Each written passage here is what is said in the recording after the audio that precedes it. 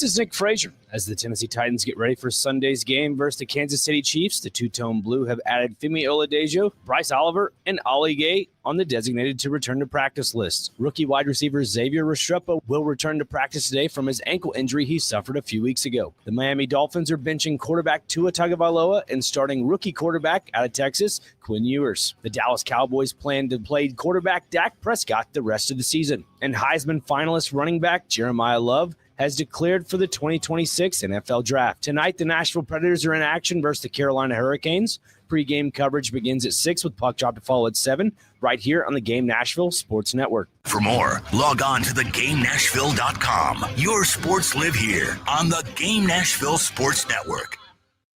Your sports live here. WBUZ HD3 Laverne. We are the Game Nashville Sports Network. ESPN 94.9. The Fan. 30 years of the best sports talk in Middle Tennessee. It's the George Plaster Show, featuring Tennessee Sports Hall of Famers Kelly Holcomb and young gun Billy Derrick. And now, here's your host, George Plaster.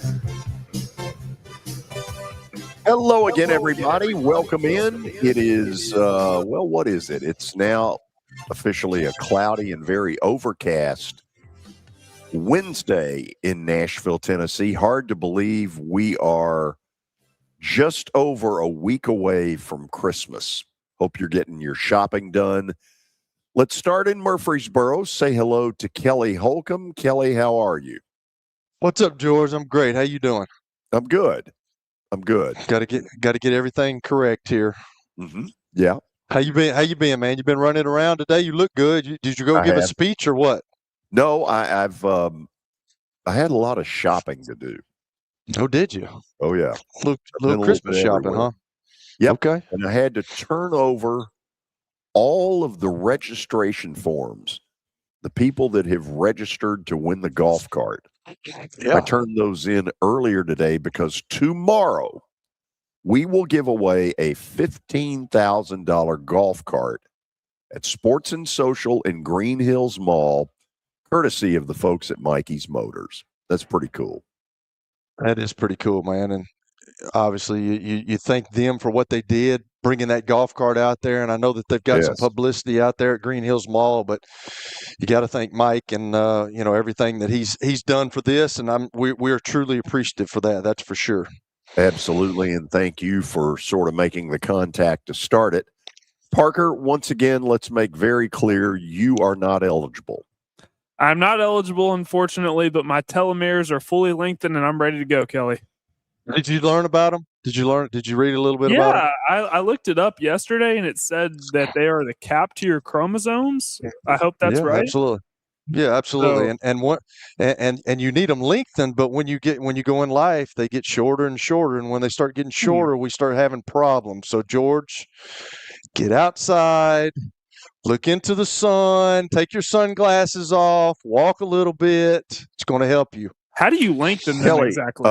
Kiss my butt. By exercise, by eating right, by doing the right things. Yes. Yeah, it's all connected, Parker.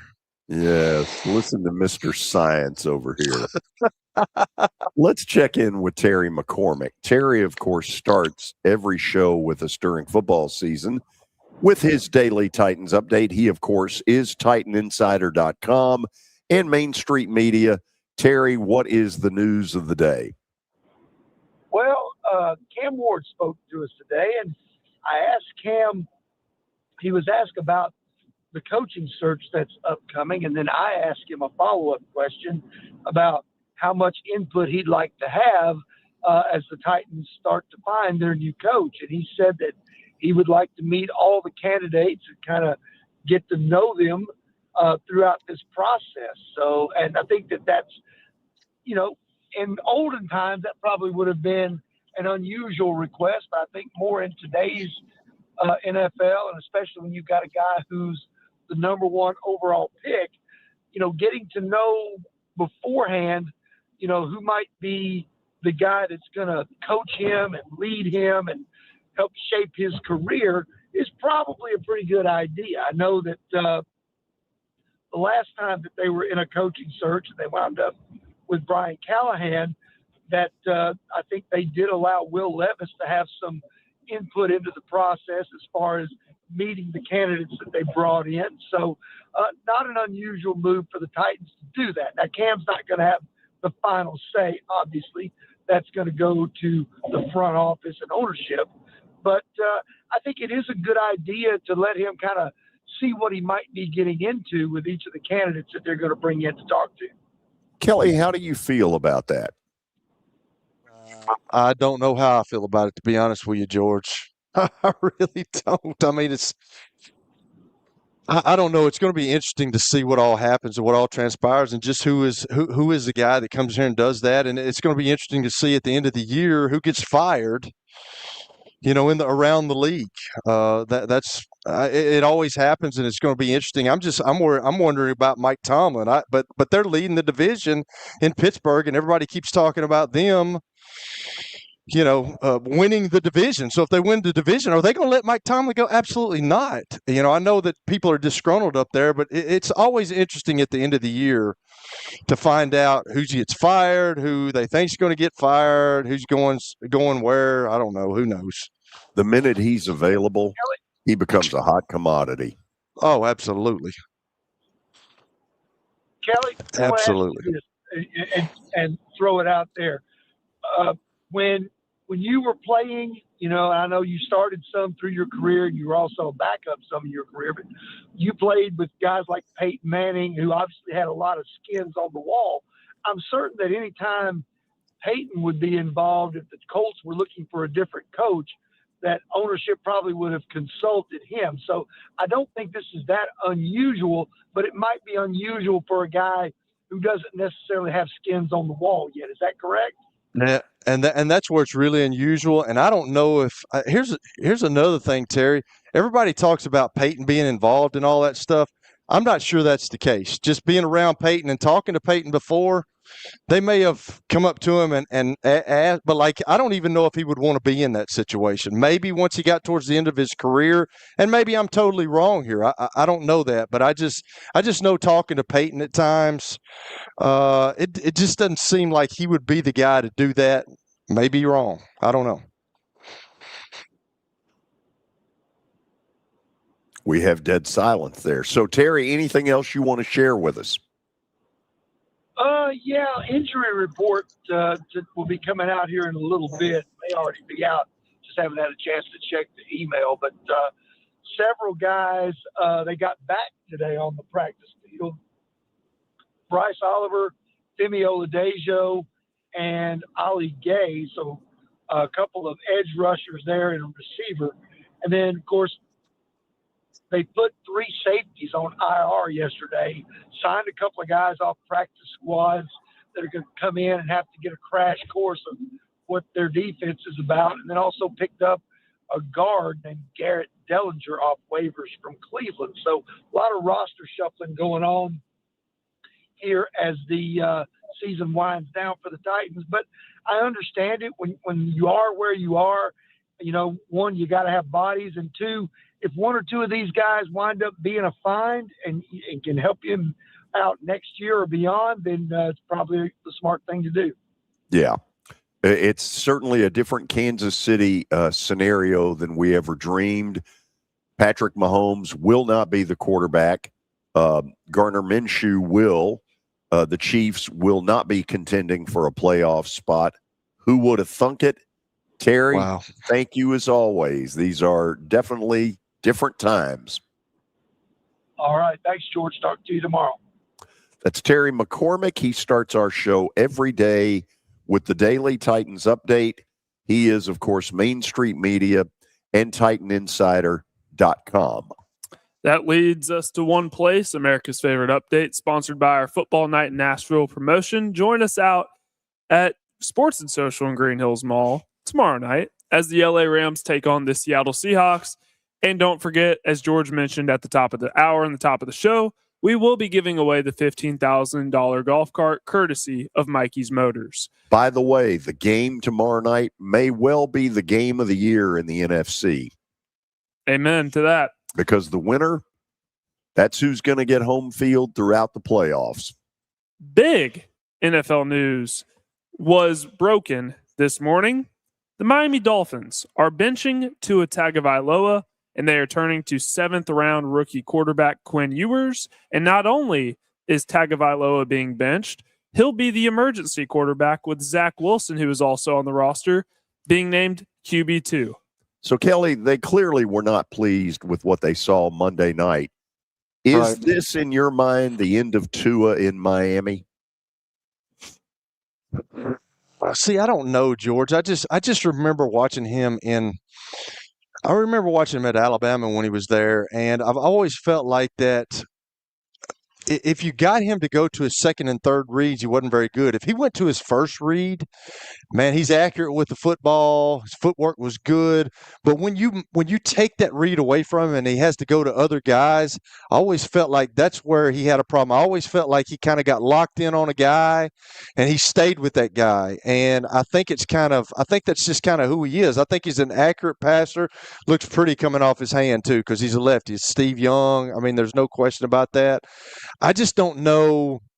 I think he's a competitor, but it seems like things are kind of going south in Miami for him. And the belief that they used to have in him, I don't think is as hard as it is that it used to be. So I don't know. I mean, somebody else is going to give him a chance because he's a first-round pick, and he's done some things in Miami to warrant that, to come in and actually compete for the starting job. So somebody will give him a chance. I just don't. It may be time for him to go from Miami. Very rhythmic passer is what you're saying, Kelly. And when he has out of structure plays, he's not the best at it. A little bit like Ryan Tannehill. Yeah. Yes, a little bit. Yes. Yeah. By the way, Quinn Ewers is a sack waiting to happen. Well, if they want to get out of this Tua situation, they're going to have to pay up. It's not a pretty cap hit situation whatsoever. I believe if they were to release him or trade him or however it works, they would own $90 million in dead cap, which is 35% of what they're paying their roster. Crazy. So terrible situation for Miami. Tyreek Hill, by the way, threw up the deuces on Twitter. So he's out. He might be out too. Well, plus his knee. So True. Going to the college landscape, Vols backup quarterback Jake Merklinger announced today that he plans on entering the transfer portal. Okay. Really? So George McIntyre, maybe if they want to go out and get a transfer portal quarterback, we'll have to wait and see. By the way, Tennessee beat the brakes off of Louisville yesterday in basketball, 83-62. Pat Kelsey has given, or I think the stat was that Louisville has scored 60 points in 4 times, 60 or less, 4 times under Pat Kelsey, and 2 of those times came against Tennessee. This was a really good win for them. Really good win. Much needed, too. Much needed. So this is, I can't wrap my mind around this. The ACC continues to blow my mind in a bad way.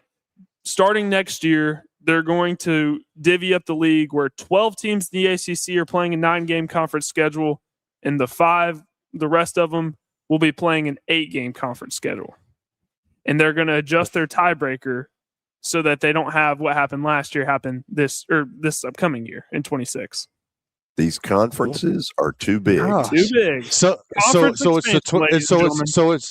Parker, it's the 12 that were already in the ACC, and then the other ones that joined are the 5 that are just playing 8. Is that what it is? I believe it's 12 randomized. Wow. What sense does that make? Okay. Have at it.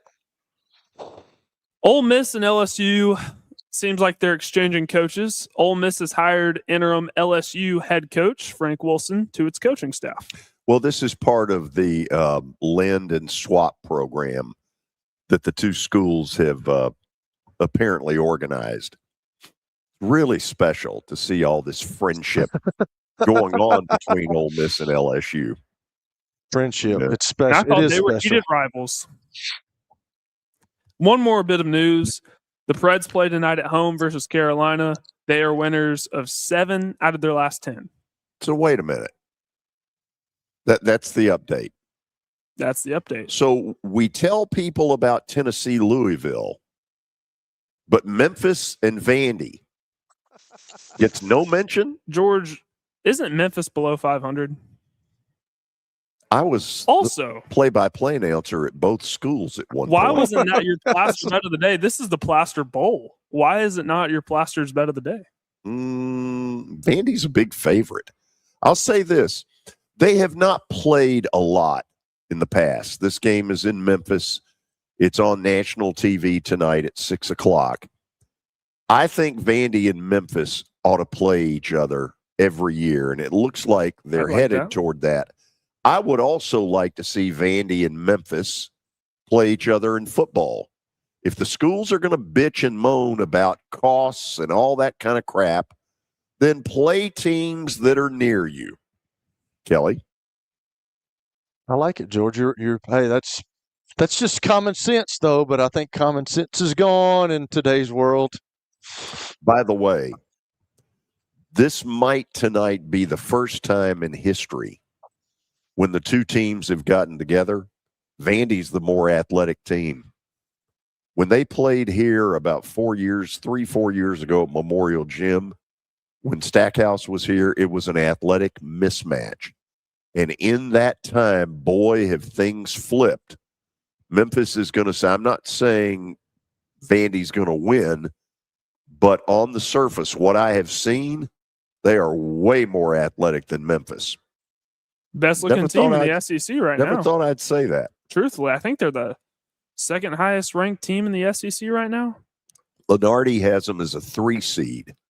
Which would be huge for Vanderbilt. Are we done? We're done. We're done. Okay. After the break, the hardest working man in Nashville sports, that would be Mike Organ from the Tennessean, will join us later in the show.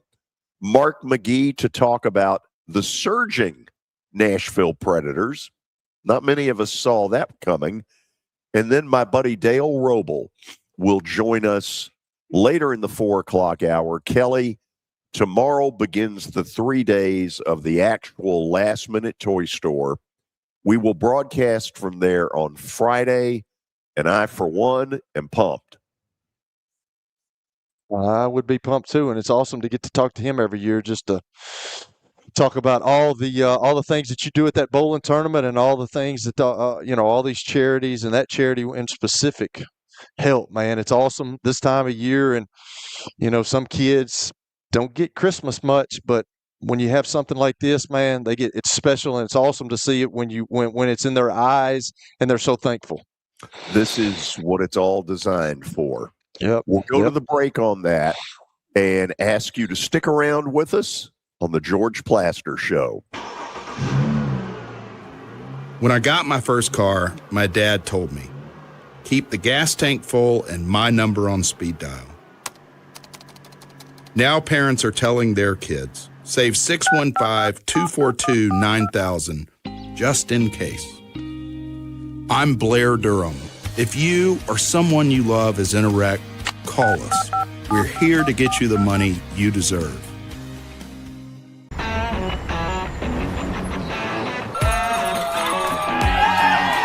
Smashville hockey. Around here, it can sound like a language of its own. But hey, if you can pronounce Demumbrian, then names like Yossi, Shea, Marchessault will roll right off the tongue. Nashville Predators, only in Smashville. They've got a staff that will make sure. It's easy to say good things about the folks at Strike and Spare Family Fun Centers. Number one, I trust them with something that's near and dear to me, the Plaster and Friends Celebrity Bowling Night. But more importantly, I see the fun people have. They enjoy the bowling, they enjoy the camaraderie, and you will too. Come by any of their locations and get ready to have some fun. Here's David Levy of Levy's Men's and Women's Wear in Green Hills. George, Levy's holiday collection is packed with bold looks, cozy favorites, and gifts that will make you and your loved ones smile. Come visit us at Levy's and let us help you celebrate the holidays in a relaxed, friendly atmosphere with plenty of front door parking, free gift wrap, and we are surprisingly affordable. Levy's, 3900 Hillsborough Pike, across from Virtus and behind Donut Den. At Wilson Bank and Trust, we believe you shouldn't have to choose between personal service and digital solutions. As your local independent bank, we're proud to offer the relationships and trusted service you expect, along with the tools and technology that keep you moving forward. So whether you're growing a business, buying a home, or planning for the future, we're here to help. Because this isn't just where we work, it's where we live too. Wilson Bank and Trust, here to get you there. Member FDIC. Are you looking for expert medical care in Nashville without leaving your home? Medical House Calls brings concierge-level health care directly to your door. Whether you need urgent attention, ongoing primary care, revitalizing IV therapy, or medically guided weight loss, our experienced providers are just a phone call away at 615-838-2375 or go online, medicalhousecalls.com.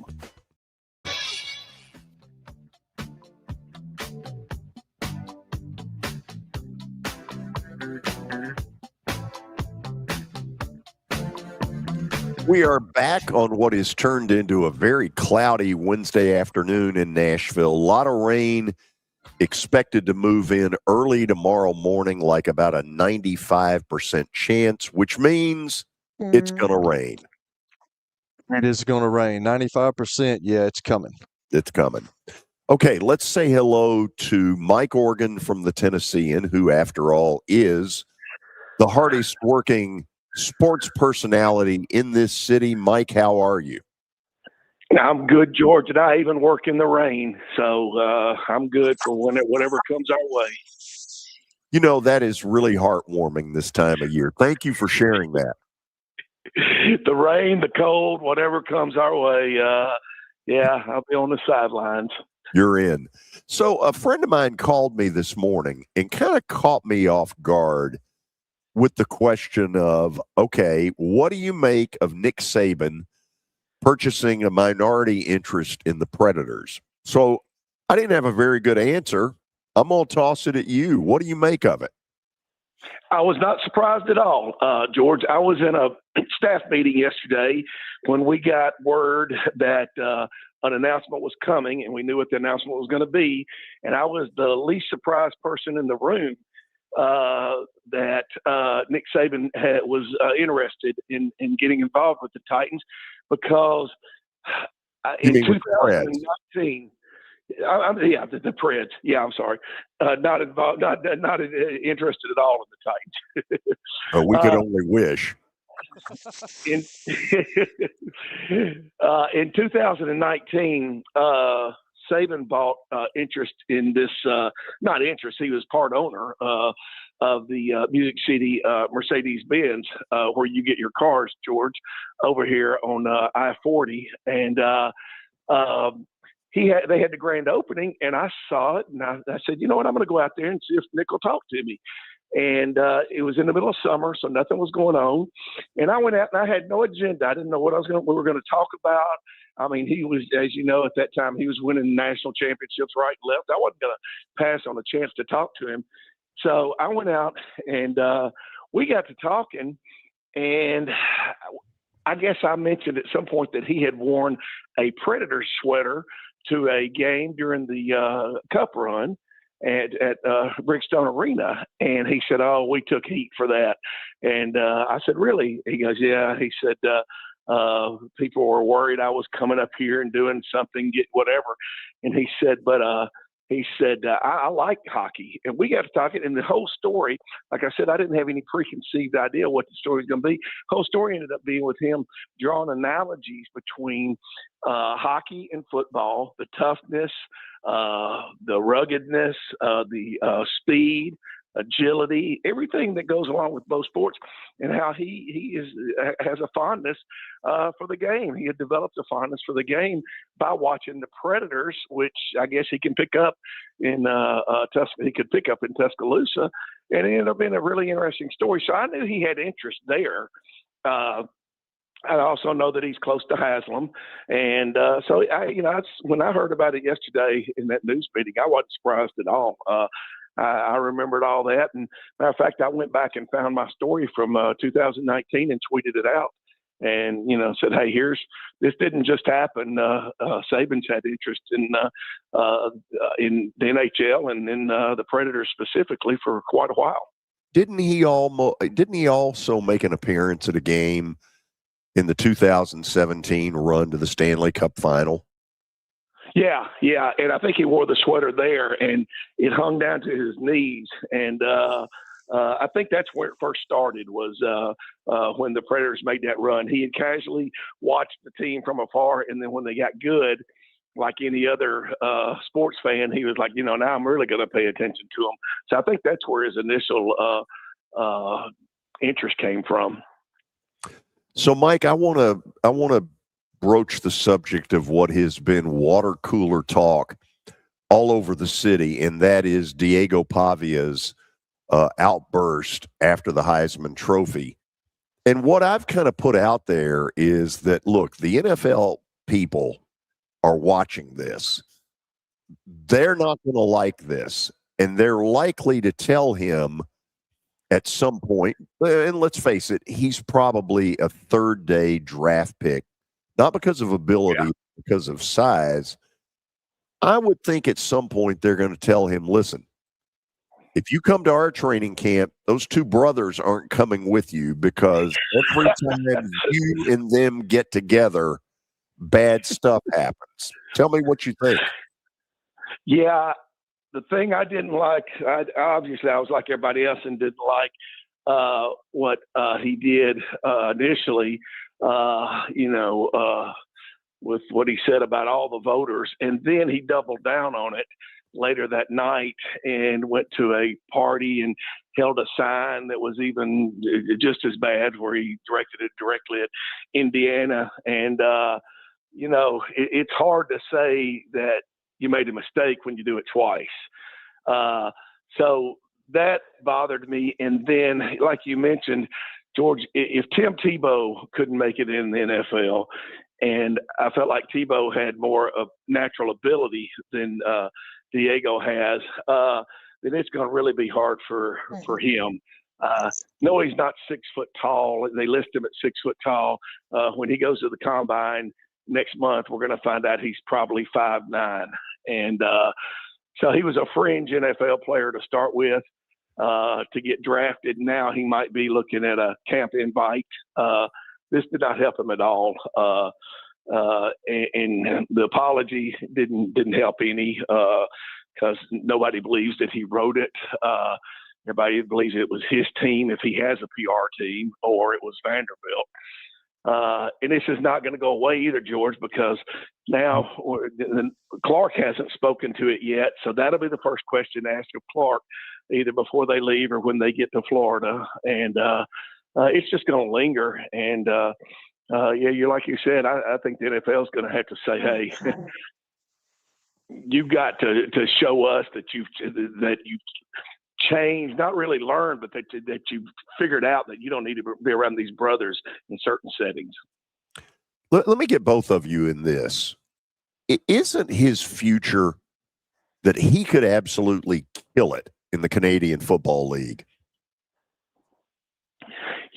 That's everything I hear. And that's what a lot of players have done over the years. I mean, going all the way back to Ken Austin, we saw what he did. He went up there and, that kind of offense, he's a perfect fit for. You run so much. But I don't know. I'd like to hear what Kelly thinks. I think he would be a great fit up there, George. I really do. I think that, I've talked about Tracy Ham before. He was kind of the same stature. He came from Georgia Southern, and he was an option quarterback. And he went up there and he won a couple of Grey Cups, and he was a really, really good player. And I can see Diego Pavia going up there and kind of – because he can play. There's no question. This guy's a ball player. And he's one of those guys that's got to get on the field, and he's got to show the coaches that he can do it at the next level. I think he'll get an invite. I'm not sure if he gets drafted. I'm in George's category with that. I'm not sure, but I think he's going to get an invite. And he's done it on the field. If they allow him to do it on the field, maybe, but I don't know. I think it's a for sure thing because I think that kind of sets the way that he plays football in the Canadian League, where they got guys running and they throw the ball all the time, and he can move, and he's got a wider field. I just think that I think that would be more of a possibility for me than the NFL. Great improviser. Great, and that's what you have to be there, and that's what you have to be there. The open space makes that way more easier for him. Yeah, and Kelly brings up Tracy Ham, and Tracy, if Tracy held the ball and ran, you were in just as much trouble as he pitched because he was a great runner, and that's what Diego is. He's a great runner as much as if he pitches, and he's a better thrower probably than Tracy was. Kelly, take it from there. So, Mike, the FCS game, man, we've talked about it before, and we've had Scott Ramsey on here, obviously, a couple of times talking about it, and he means so much to the community of Nashville and what all he brings to our city. But, we had the FCS game coming to Nashville from Texas, but now the big names. Now you've got the Montana schools, which are always there, Montana and Montana State. But now you've got Illinois State and Villanova. Are you hearing anything from anybody? Because I don't know how those two schools on that one side bring fans. But, are they really upset, that the North Dakota State or South Dakota State didn't get in this thing? Obviously people are upset about that because that's automatic 10,000 fans right there, Kelly. I mean, they proved it when they came here. So, obviously you miss out on that. But they've had a little time because they got beat early to overcome it. And I talked to Scott about an hour ago, and we want to get a ticket update and see where his mind was. And he was like, we're okay. We've got the two Montana schools, like you mentioned, Kelly. So we're going to get one of those two. So they feel like that's going to bring a good crowd. The other two, Villanova and Illinois State, are drivable, I guess, or at least not too much on a flight. As far as time and money wise. So I think that they're hoping for that, around that new year, kind of come to Nashville kind of thing. The same thing the Music City Bowl hooks its hopes on every year for attendance, that will help make up for it. They're not going to make up for it completely without one of the two teams, South Dakota State or North Dakota State, being in it, because those two teams travel so well. But they can still do pretty decently, and at least it'll be different. One of those two teams has won 7 out of the last 8 national championships. And so we'll have a new winner outside of that. And I think James Madison won the one year that in that 7 out of 8 years that those two teams didn't win, which is kind of interesting because they're in the big playoff. But I think they're holding out interest. Kelly, Scott told me that ticket sales, he didn't have an exact number because they're controlled by the NCAA, so he doesn't have instant access to it. But he said the last time he checked, they were trending up from what they've been the last 9 or 10 years in Frisco. But of course, you're not going to really get your bump until after who's in the championship, which is in a couple of days. So once you get that, he's hoping that they'll gobble up the tickets and have a good crowd. But again, you're right. I mean, not having a dynasty team in it was disappointing, but at least it happened early to where they can adjust and figure out something else. I'll tell you this: the NFL is going to come in and have a FCS combine the day before, which will be interesting. I think it's going to be over at Vanderbilt's indoor facility. It'll be on television, so you'll be able to see some, how people are about the combine. They love watching those guys run around in their underwear, and there'll be more of that. So there'll be a combine, and then they're going to have some other things here to try to drum up some interest in advance of the championship game. So let's kind of stay on that. Let's talk about the community of Nashville. What are you hearing about the Music City Bowl? Because I brought it up to Tony yesterday, and I've said it for weeks now. But I'm worried about the bowls. I want to keep harping on this. But like, are you hearing much interest from the Illinois fans, the Tennessee fans? Because you're always going to have the blue blood Tennessee fans go. But I think this new wave of fan that is nowadays say, well, I'm not. Y'all didn't make the 12-team playoff, so I'm not going. So I don't know if it's going to be like years past. The last time that, obviously UT was in the Music City Bowl. They had so many fans there; it was kind of unbelievable. But like, what is the interest in that right now with the Tennessee people? Very, very interested, Kelly, to see what that interest is, to see if the fan has switched off and solely focused on the college football playoffs. And unfortunately for Tennessee, fortunately or unfortunately, they were in the college football playoff last year, and they're not in it this year.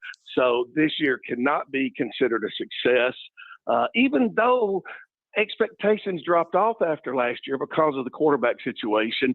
But what Aguilar did throughout the season got expectations back up to where they were before. So the Vols were kind of their own worst enemy by fixing the quarterback situation during the course of the season. By doing that, they elevated the expectations back to where they were, and then they're disappointed they didn't get in the college football playoff.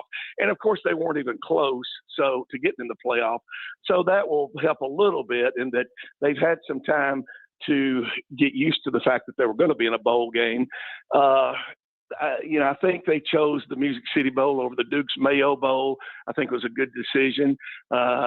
If they had chosen the Music City Bowl over our Florida Bowl, I think that would have been a surprise.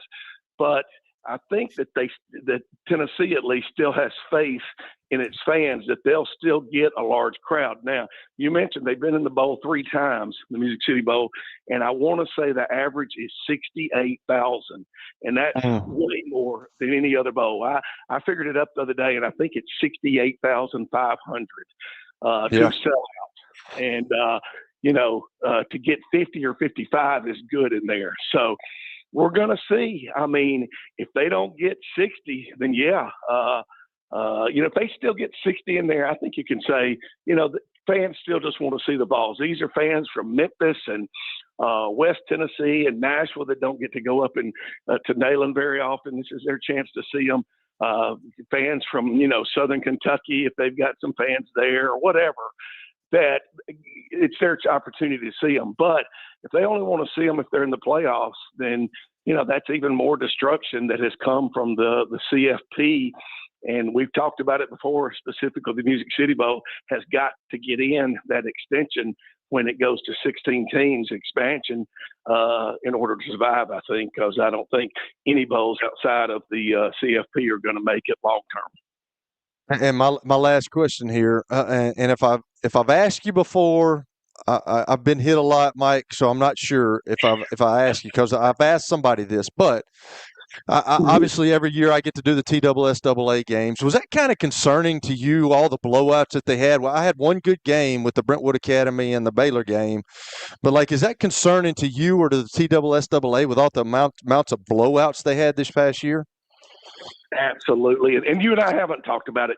You were the first one to put me on to the running back to keep an eye on from Baylor, and which I did. But, yeah, that was the only good football game.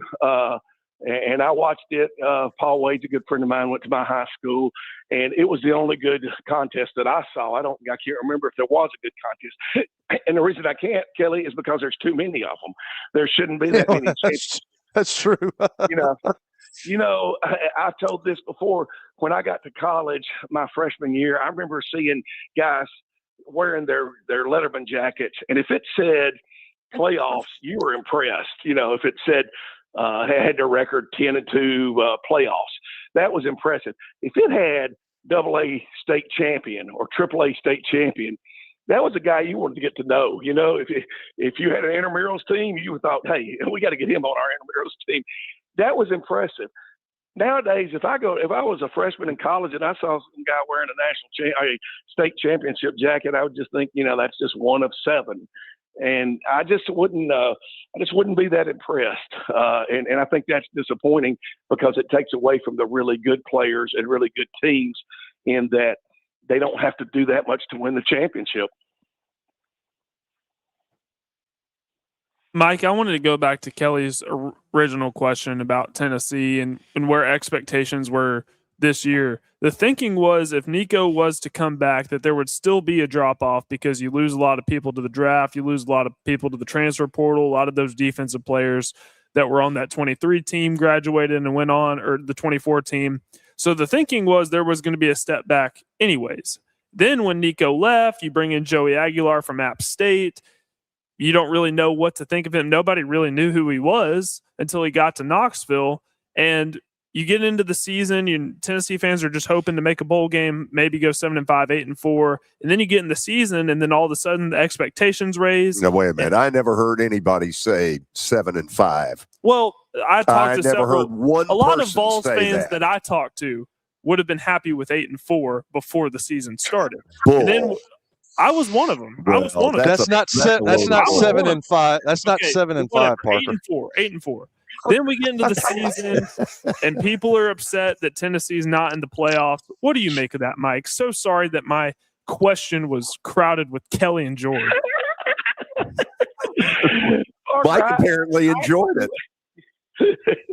I agree with you. I don't know where these expectations came up after about week 3 or 4, and they just deemed Joey Aguilar as he would have beaten out Nico anyway. And I am surprised that they're not satisfied with what they've got. They lost early in the season, and yeah, they were in the Georgia game, but they lost 3 of their last 6 games. So this was not a good Tennessee football team by Tennessee standards. And any disappointment in being where they are is unmerited because they knew that there was going to be a drop-off. Like you said, for one thing, Nico wasn't as great as everybody thought he was in the first place. He proved that last year. And for another thing, they lost a lot of players. So, to raise your expectations without validity, don't blame the team when it ends up doing what you thought it would do originally. Exactly. So, and then we asked David Cutcliffe yesterday. We had him on the show, and I asked him about, if you were to get rid of all these bowl games, because I'm with Kelly, I'm worried about the future of bowl games. I'm worried about the college football playoff expanding and what that could do to the regular season. I believe that would take away importance of the regular season, which to me is my favorite part. What do you make of that? Yeah, I have always loved college football over pro football because you lose a game and it hurts you. You lose a game in the 3rd or 4th week, it can do you in for the whole season. And that's what the intensity of every game has always made college football unique. George remembers Jan Van Bredikoff, the basketball coach at Vanderbilt. And I was covering Vanderbilt at the time, and Jan told me they were going on a trip through the SEC. I don't know. They were going to play Mississippi State, Ole Miss, and LSU on the road, and another road game. And he told me, he said, yeah, we feel like if we can split on this road trip, we'll be in good shape. I hate that. I don't like for coaches or athletes to say, yeah, if we do 50%, if we win 2 of these next 4 games, we'll be fine. And that always stuck with me when Jan said that. If we can win half this road trip, we'll come out okay. That's not what college football is about. You never heard a college football coach say, well, if we lose this game, we'll be all right. And now you hear that. Now you hear, well, you can lose early in the season.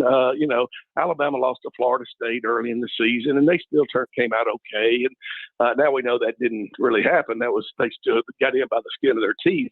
But I worry about losing that intensity and the meaningfulness. It's different from the NFL. The NFL, you can lose and say, well, not only can we make up for this, we play them again in 2 weeks so we can beat the opponent, this opponent. We can get that win back. So, no, I totally agree with you, Parker. That's something a lot of people have overlooked in what a 16-team college football playoff would mean.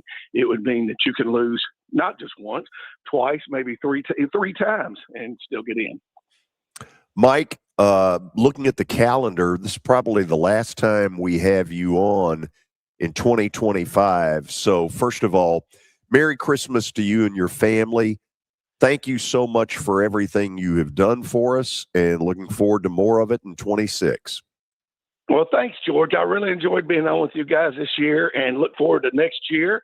And it was a lot of fun, a lot more fun than I expected it to be. I thought it was just going to be another, radio interview, but this really turned out to be something I look forward to each week. No, I appreciate that. You say that, Mike. You say that to everybody. Well, I did just say it to the station. I don't know before you guys, but y'all are the only two. I promise, Kelly. It's good to know we're in high company. Kelly, there you go. After the break, we're going to straighten out young Parker on expectations. Oh, yes. This is going to be fun. I don't know Parker, where this is going. You're going to take on water. This is the George Plaster Show. When I got my first car, my dad told me, keep the gas tank full and my number on speed dial. Now parents are telling their kids, save 615-242-9000 just in case. I'm Blair Durham. If you or someone you love is in a wreck, call us. We're here to get you the money you deserve.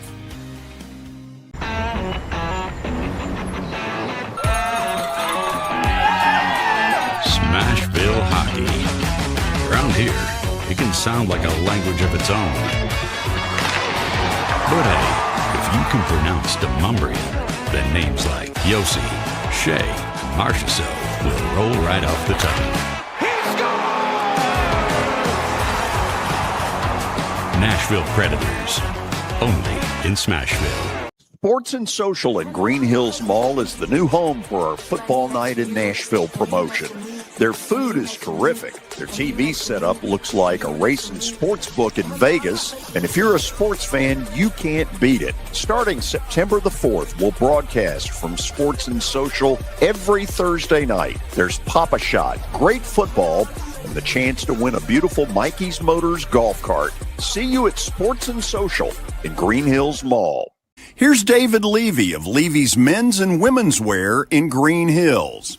Hey, George. As a 170-year-old clothier, we are loaded for the holiday season with great gift items for you or your significant other. Plus, we have front door parking, experienced associates to answer your questions, free gift wrap, and we are surprisingly affordable, even for you. This holiday season, treat yourself to a touch of luxury without any of the fuss. Levy's Green Hills, 3900 Hillsborough Pike, across from Virtus and behind Donut Den. Advertisers, the result. Here's Officer Garen Hoskins for the Metro Nashville Police Department. The Metro Nashville Police Department is on the forefront of policing in this century, and I'm glad I'm a part of it. I'm glad I get to find other good officers, other future good officers. And if you're watching today, or you yourself or someone you happen to know is interested, join MNPD.com. Feel free to reach out to us because we need good officers, and it's a great city to work for. The Plaster Show advertising family, it's simple. Just email me, plastergeorge@gmail.com. Again, plastergeorge@gmail.com. We will fit your budget and your needs. It's the George Plaster Show. Your sports live here on 94.9 The Fan.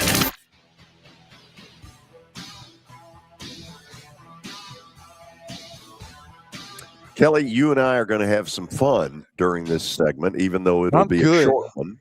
I'm good with this, George. Let's do it. First I'm prepared of all, to defend. Other than in the Derek Dooley era, have you ever really heard a Tennessee football fan say, "Man, I'll be great with 7-5"? That question is for you, Kelly. Oh, no, absolutely not. Absolutely not. No, that they always have, and they went for 2 decades and weren't very good, but still 7-5. No, absolutely not. Now, let me take this a step farther. There was a point in the season where all of this changed, And that point was when they got up 21-7 on Georgia. Remember that? Yes. If you'd polled all those people at 21-7, Parker, there weren't any 7-5s. There weren't any 8-4s. But that's what changes, is that you give people a level of excitement. You know, it's the thing I've said about Vandy. Okay, they're sitting there at 10-2, and maybe 10 wins is what's going to happen from here on in. I don't think so, but I've also been a little slow to come to this party because I have watched a lot of bad Vandy football over the years.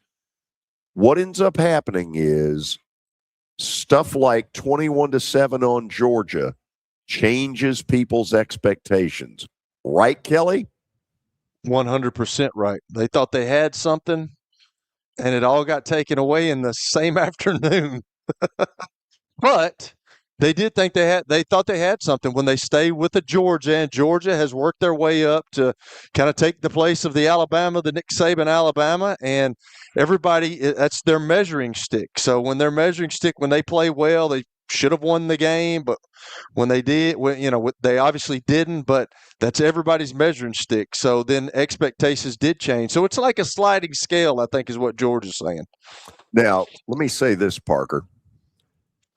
If you continue down this 7-5 road, I was saying 8-4. That's what I would have been happy before the season. You said 7-5. You uttered a 7-5 for us to hear. Before the season, I said I would have been happy with Tennessee going 8-4. They went 8-4, and I'm happy. Like, I'm not ready to. I'm not fire hype-ul. I'm not any of that. So, because if you continue down the 7-5 road, old Danny boy, your AD, Mr. Moneybags, is going to take away your Vol for Life bumper sticker unless you up your donation to Vol for Life.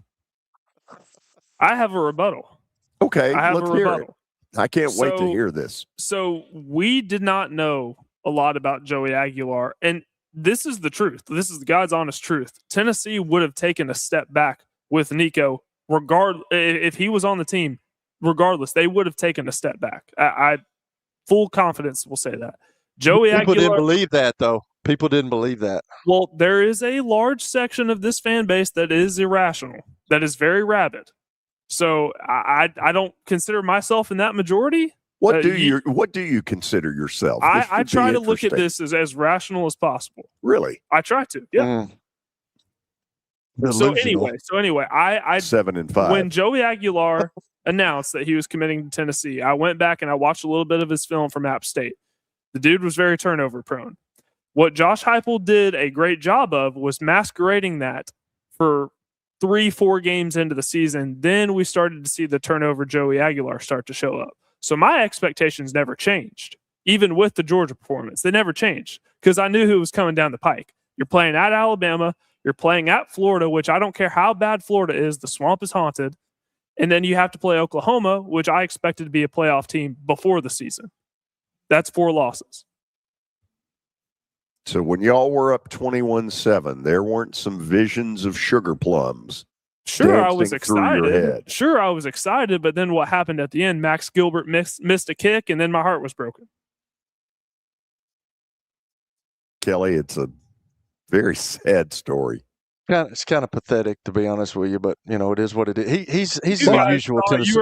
He's a usual Tennessee guy. You guys thought you were about to get me, but you can certainly get your Vol for Life bumper sticker back because old Danny boy, all he gives a damn about is your money. I'm sure you've noticed that. Yeah, no, as Tony Basilio explained, yes, and Vol fans in general, despite these circumstances, are not going to be happy with 8-4. But given the circumstances, I think 8-4 was very reasonable. I think you did a better job than I thought you'd do. Billy took on a lot of water. We didn't really tear him up though too bad, George. I mean, but Tony Basilio said at the beginning of the year, if they go 8, he actually said it. If they go 8-4, I think I'll be happy. I think people will be happy. But we didn't really tear him up bad, George. I mean, I don't know if that was a we'll get to get him in the future on something. There's no question. I'll be ready. You know what?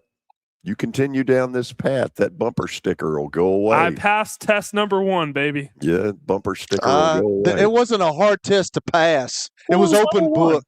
It was level 1. Come on, Kelly. It was open book. It was Kelly, open that book. was well said. I like that line. That was really good. Isn't it amazing how much better people do open book? What was open book? You know what was open book? I didn't think I was going to be just dragged had into one this conversation today. It's soft. You don't soft, Parker. I just remember George saying I was going to take on water, and all of a sudden I got tense. Well, it wasn't as bad as it could have been. That's probably how you did in a football game too. You got a little tense when the pressure got on you. I can tell you some things off air that Coach Wade has said to me. Well, none of them are airable? I mean, probably not. George, I'm just going to tell you right now, I can tell by the way that Parker is, when times got tough, Parker's eyes got wide. Really? Yes. Is that the gist of what Coach Wade said to you? No, he had the form or saying. fashion? It wasn't directly to me, but it was the saying to the entire team. An acronym, RTS. Oh. Okay. I'll tell you off air. I think Kelly already knows it. I'm not sure. I'm going back, but my brain is not back far enough. You know what I'm saying? I don't know if I can get. I don't know if I can get. I don't know if my telomeres can get back that far anymore. I, on the other hand, am clueless when it comes to this one. I'll tell you. Anyway, 4 o'clock hour. Mark McGee will start us off, and we're going to ask the question: what gives on the Preds? Because they have, since Barry Trotz went into the effing whatever, something has happened, and they're playing considerably better. And I'm kind of enjoying that. So we'll find out from Mark his theories about it. And then Dale Roble from Last Minute Toy Store will join us afterwards. This is the George Plaster Show. If you are paying too much for your health insurance, you know what? You need to contact the folks at Pancoast Benefits. Pancoast works with businesses and individuals to tackle the high cost of health insurance. Whether you're a business owner, large or small, self-employed, between jobs, or over the age of 65 and in need of a Medicare plan, Pancoast can help. They make understanding your benefits less difficult and more personal. So check them out today. PancoastBenefits.com or call them at 615-292-3400. And individuals to tackle the high cost of health insurance. Whether you're a business owner, large or small, self-employed, between jobs, or over the age of 65 and in need of a Medicare plan, Pancoast can help. They make understanding your benefits less difficult and more personal. So check them out today. PancoastBenefits.com or call them at 615-292-3400. Now, here's your latest Fox 17 Code Red weather report. I'm Fox 17 meteorologist Greg Bobis. Our forecast this afternoon putting us into the mid to upper 50s. Mostly cloudy, and then overnight tonight we'll stay on the fairly cloudy side. Low temperatures dropping us down to the 30s. Your sports live here on the Game Nashville Sports Network. Shop Christmas deals at Electronic Express for everyone on your list. From the gamer to the chef, the movie lover to the music fanatic, we've got them covered. Get a Samsung top-load high-efficiency washer-dryer, only $4.99 each. A JBL Clip 4 portable Bluetooth speaker, just $39. 7-quart stainless steel slow cooker, only $24. An LG 42-inch 4K OLED smart TV, just $7.99. Plus, get free shipping and up to 24 months free financing. Shop in store or electronicexpress.com for unbeatable holiday gifts. Step through the doorway and immerse yourself in a state of total serenity. Welcome to Mocara Spa. Massage therapy, facials, body treatments, and more. A gift certificate to Mocara is the perfect present for the loved one in your life. More information at 761-3600. Complimentary valet parking. Call to arrange your gift certificates for the holidays or simply take 5 minutes Leave your car with the valet and stop in 250 5th Avenue North, Mocara Spas, located inside the Omni Nashville Hotel. Big Joe here for Busy Bee. Listen, the federal 25C tax credit is about to expire. And look, you get $2,000 for new central AC and furnace or $3,200 for high-efficiency heat pump install, but you got to act now. Plus, stack TVA Energy rebates on select high-efficiency units. Then Busy Bee is offering an additional $1,000 off on 15 series and higher new HVAC replacements. My goodness, Busy Bee, simply the best. Okay, I can't find anybody. Nobody's answering. The season of giving starts with getting. Beginning November 24th, Twin Peaks launches our holiday bonus card event. Buy a gift card for someone on your list, and we'll hook you up with a bonus card just for you. Because giving feels great, but getting rewarded for it even better. Share the gift of crave-worthy food, ice-cold 29-degree beer, and good times at Twin Peaks. And treat yourself while you're at it. Twin Peaks eats, drinks, scenic views. Bonus cards are redeemable January 1st through 31st, 2026 at participating locations. When Nashville does bowl season, it hits different. On Tuesday, December 30th, we're serving up big plays and conference pride.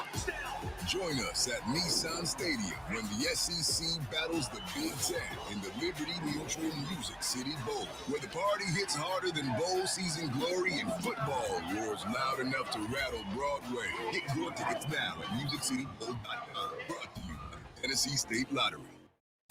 Your sports live here. WBUZ HD3 Laverne. All around the world on the Game Nashville app. We are the Game Nashville Sports Network. ESPN 94.9. The Fan. A Cromwell media station.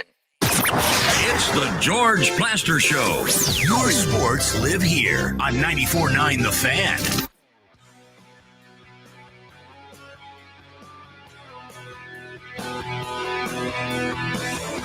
Time for our stat of the day, brought to you by Apple Collision Centers. With his 100th win in his 122nd game, John Shire became the fastest active coach in college basketball history to win 100 games, beating two men who were tied at 126 games. Can you name either coach? Hint, they both coached teams in the AP Top 10.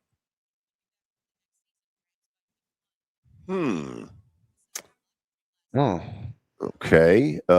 Kelvin Sampson. Kevin Sampson. That was the only one I know. Yep.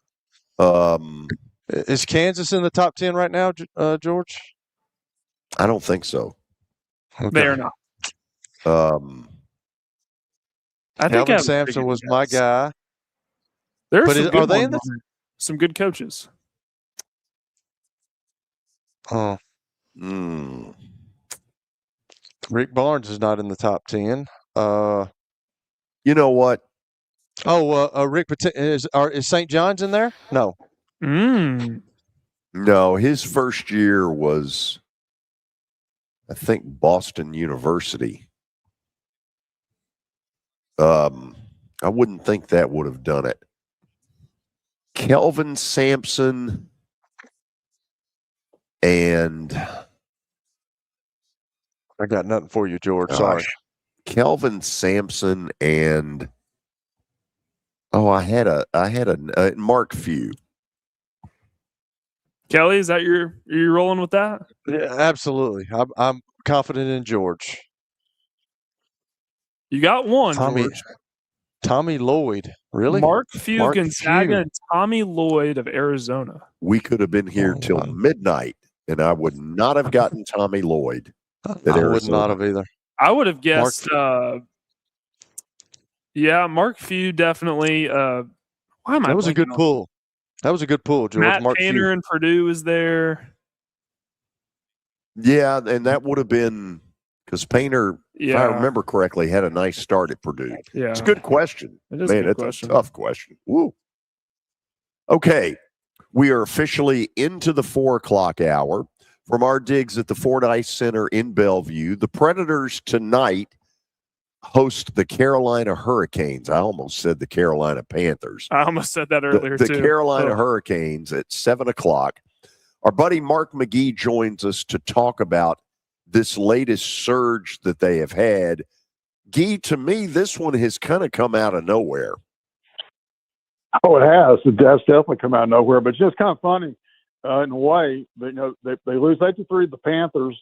Florida Panthers, everybody's like, oh, woe is us. It's getting worse and worse and worse.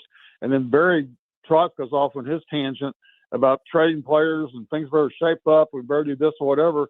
And boom, they win 7 of the last 10 games. Do you think that created this? I think it helped. I think it got some people's attention. But I think Steven Stamkos, and we talked about him a little bit before, and I was talking about him on our show Saturday. I think Stamkos has finally realized what he's involved with and what he's got going on. And right now he's on a pretty good line. And he's had to change. He was in a situation where he was getting fed the puck a lot and setting up the shots. He doesn't have that type of quality now as far as his setup men go. So he's had to really learn to go back, charge the net, go to the net, and make plays himself. And he's got, he's like 8 goals, I think, during the stretch, something like that. And what's really amazing about the wins is this is as many wins as they've had in the first 7 weeks of the season or something like that. So yeah, it's wild. So have they been able to meet Stamkos maybe halfway with somebody who can set him up better than what he was getting? Oh, I think so. I think it's big. I think the big addition for that is Luke Evangelista. And, he could start out being long holdout in training camp and stuff like that and had a lot to prove. And he's not really scoring a lot of goals, but his assist, he's got like 19 or so assists. And, and I think he's helping Stamkos a lot as far as being able to set up plays and that type of thing. And really, a lot of people look at Evangelista as being kind of the driving force behind this offense that surged in the last few games. So because he's been able to find people, and he's not just hitting one person; he's hitting several people, finding them in good positions to score. One other thing that seems to me to be happening is that UC Saros, and the night that they beat Colorado a week ago, that's when I kind of walked out of Bridgestone saying, okay, wait a minute. I'm starting to see something here. And whatever it is we're going to see in them, he's got to be really good. Yeah, Saros has come up, and even when the defense has not really helped him a whole lot lately, he's playing. He was the top 10 goalie for a long time, and he kind of dropped out of that a little bit last year and beginning of this year. But I think he's back in that situation now as a top 10 goalie. So he's back in that situation now, and he's really becoming. Again, whether the rumors of a trade were a problem for him or what, but he has done much better. I mean, he's playing the way he used to play. He's even when the defense doesn't help him, he's playing well. Guy, one of the things that has happened, and I really didn't pay a lot of attention to this for a good while, but in the Western Conference where the Predators are, there are a bunch of teams that frankly haven't gotten done a whole lot more than the Preds have. And so this is, I can't believe I'm saying this. They're 7 points out of the 8th and final playoff spot. I certainly don't believe that's going to happen, but what is fair now to expect out of this? Well, we're going to have another have an also ran season. That's one thing to look at. I think Barry's going to look at this, and even if the team does continue to surge to some extent, it looks like it might maybe make a outside chance to make the playoffs like they did a couple of years ago when they had the big surge. You have to look at how long do you want to be just an also ran team? And you've got Steven Stamkos who would bring a lot of people in. You've got in New Jersey would like to have him. You've got Ryan O'Reilly who would bring a lot of people in. New Jersey would like to have him. They need a center really bad. And Tom Fitzgerald, former Predator, original Predator, is the GM there. And those are possibilities. Joe Marchessault is marketable now. He's really improved his game, and a lot of people probably looking at him a little bit now. So I think there's a chance.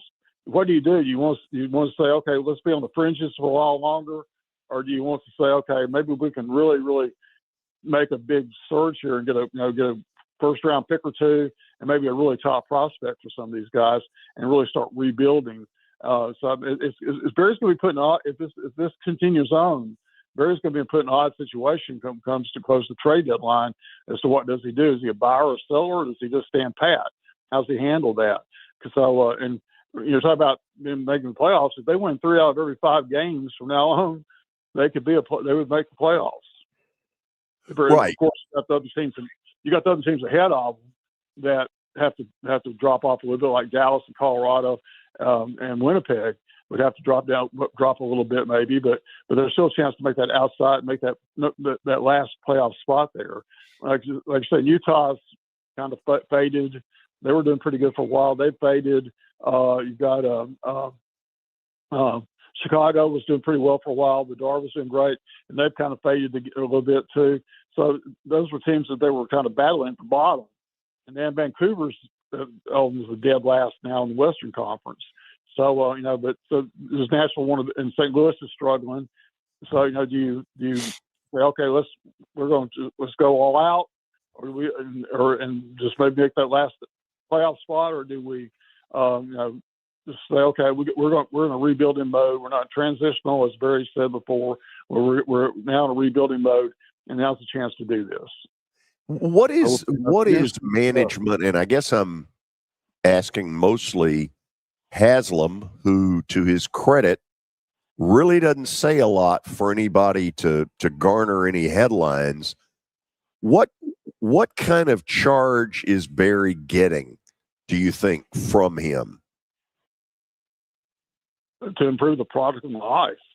We've seen that the crowds at Bridgestone aren't quite what they had been, and the excitement has gotten stronger lately.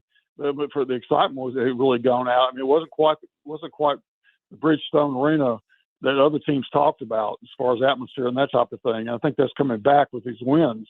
And tonight with Carolina, big game. Carolina's one of the top teams, so this is only they lost to Carolina earlier.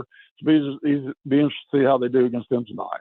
Yeah, this is really a good litmus test. Kelly, what do you got? Start a 3-game homestand for them before the holidays. So yeah.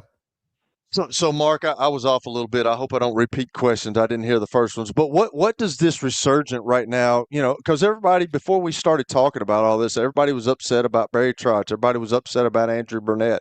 But what does this resurgence do for Andrew Burnett? We keep him? I think he stays around now, especially if this keeps on. They've got a philosophy now. They've been talking about for a while now. Forsberg mentioned this a lot the other night, that they're just playing to win the week. Right now, the schedule is very compressed because of the Olympics, and they're playing 3 to 4 games a week. So they're looking now, instead of, I guess, they're looking ahead game to game. They're looking at say, okay, we've got 4 games this week. We're going to win 3. Let's win at least 3 of them.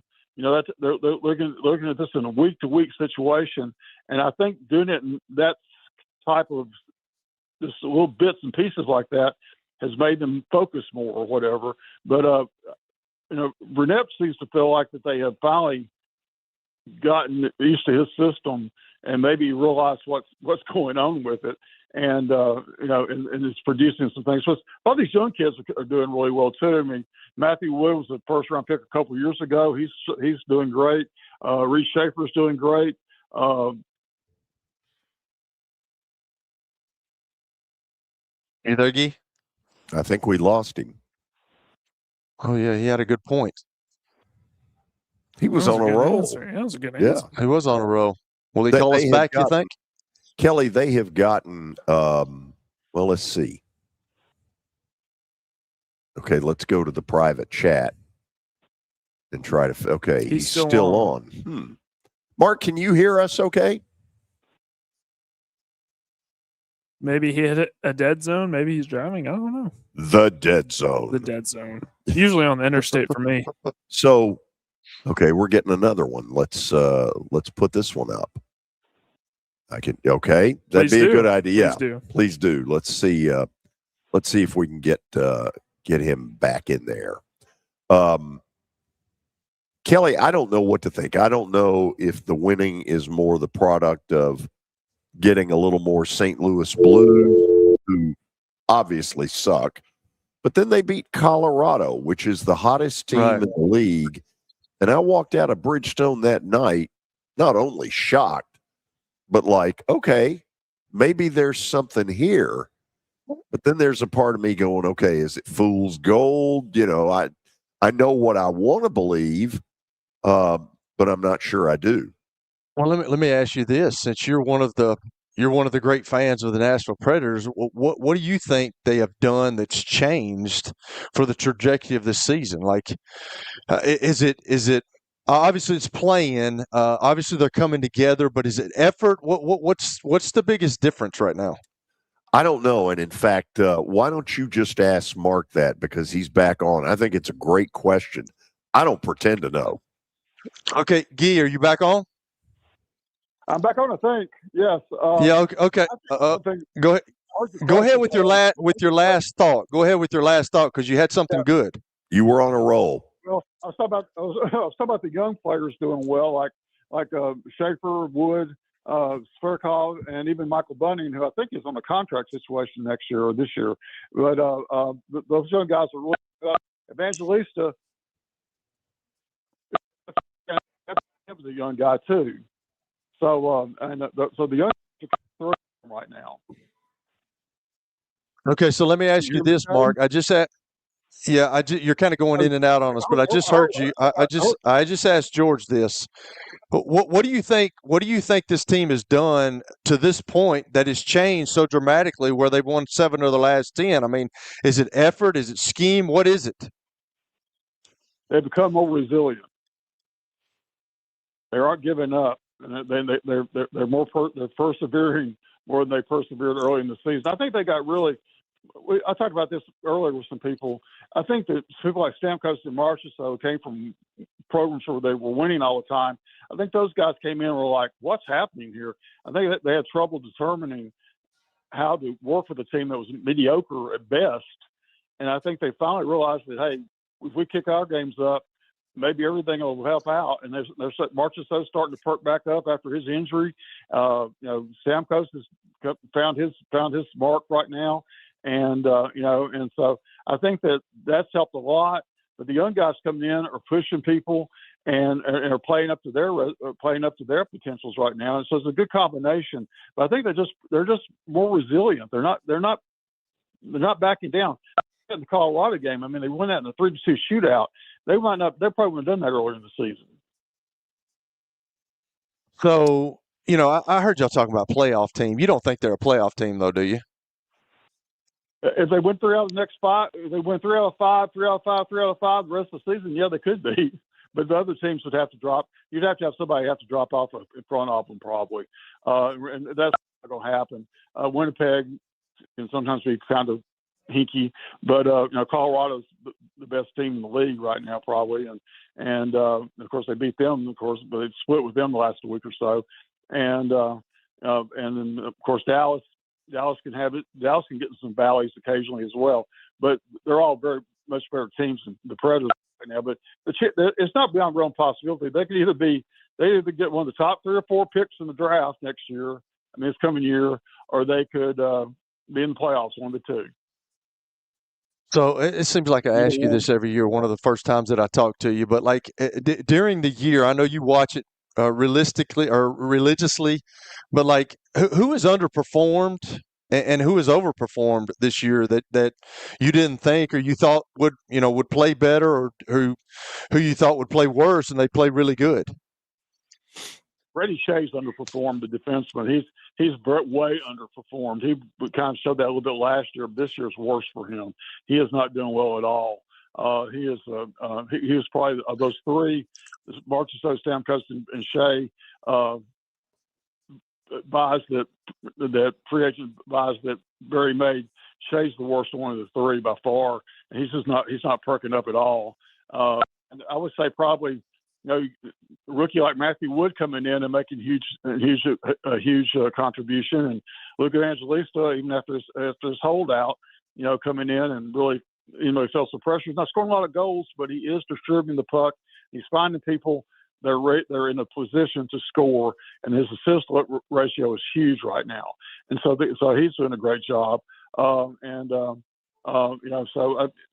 are two I would think right now. But I mean, you guys like Stamkos, their ability. Marchessault is playing up to his ability now. Saros is playing up to his ability. They're not those people we expected. Well, Forsberg and Roble, all those guys, they're playing up to what they should be playing at. So that you expect them to be playing well. And so it's kind of like the Shay's definitely come close to living up to his expectations. So my last question here, Guy, is if they don't go to the playoffs, and people had given up on them earlier in the year, now they've got some juice, as everybody's calling it nowadays. They've got some juice, but like if they don't make the playoffs, what is because I heard you say somebody earlier about a center, but like what do they need for next year? Oh, I was talking about New Jersey needs a center right now. Hughes, their center is hurt, and they that's what you said. Okay. But the Predators always use a center. Everybody can use a good center. That's one thing everybody needs is a good center, and the Predators could use another good one. But I think that I wouldn't be, if the playoffs are out of the picture by trade deadline, I would be surprised to see Stamkos go to contender. I wouldn't be surprised. Ron O'Reilly's an easy trade because he doesn't have a trade clause. And I would be surprised to see him go somewhere. And, but both those would draw really good returns. And it very showed when we traded Stastny the other day to Edmonton that if he gets a deal he likes, he's going to go for it. And so, he traded a 5th round pick for a 3rd round pick. And Spencer Stastny was kind of just in the way a little bit on defense. So it was a good move from Barry's standpoint. It'll be interesting to see what he does based on how the team looks closer to the deadline. Guy, appreciate it as always. We'll talk again soon and see what level of progress is being made. Hopefully he stays good. Hopefully he stays good. I'm looking forward to the Rangers game. So in this homestand, I think that the game after 2 games, the last game of the homestand. I'm looking forward to that one. So we'll see how it all goes. Guy, thank you. Thank you. Merry Christmas, y'all. Hey, Merry Christmas to you guys as well. Yeah, go ahead, Kelly. George, what you being a huge fan? I just said it earlier, but you being a huge fan, what do you think of Andrew Burnett right now? I mean, they've had a resurgence here. They've got some winning going. Everybody's excited. They're hoping they can make it. Get some momentum going, maybe into the postseason. What are your thoughts? Honestly, I'm tired of hearing about his system. I don't give a damn about his system. Okay. This has now been 3 years, and I don't know what the hell his system is. We act like it's some cutting edge thing that's revolutionizing hockey, and yet it doesn't appear to me over the long haul that whatever this system is, this group of players hasn't done real well with this system. And so I keep asking myself, why are we worried about his system? Screw his system. Get a system that helps these players. So does, even if he starts losing right now, does that keep him for next year? Oh, I don't what know. He's done? Barry's gotten very stubborn about it. And some of what Barry has put out there has made no sense whatsoever. I really don't give a damn that the staff has worked so hard because I mean, look, give me something better than that, because every coach in America works hard except Jerry Stackhouse. I mean, that's what they're paid to do. I want something better than that. Now, let me say this. I'm encouraged by what I see, but am I just ready to declare that everything's fixed? No, I'm not. Okay, fair enough. That's all I wanted to know. Big game tonight. Carolina is one of the really good teams in the league. Then it's Toronto. Then it's the New York Rangers. 3 tough home games before the Christmas holiday. After the break, we're going to talk a little last-minute toy store Dale Roble has joined us here at the Ford Ice Center, and we'll show you some pictures of what it is I try to yap about, but I don't do a very good job of explaining. This is the George Plaster Show.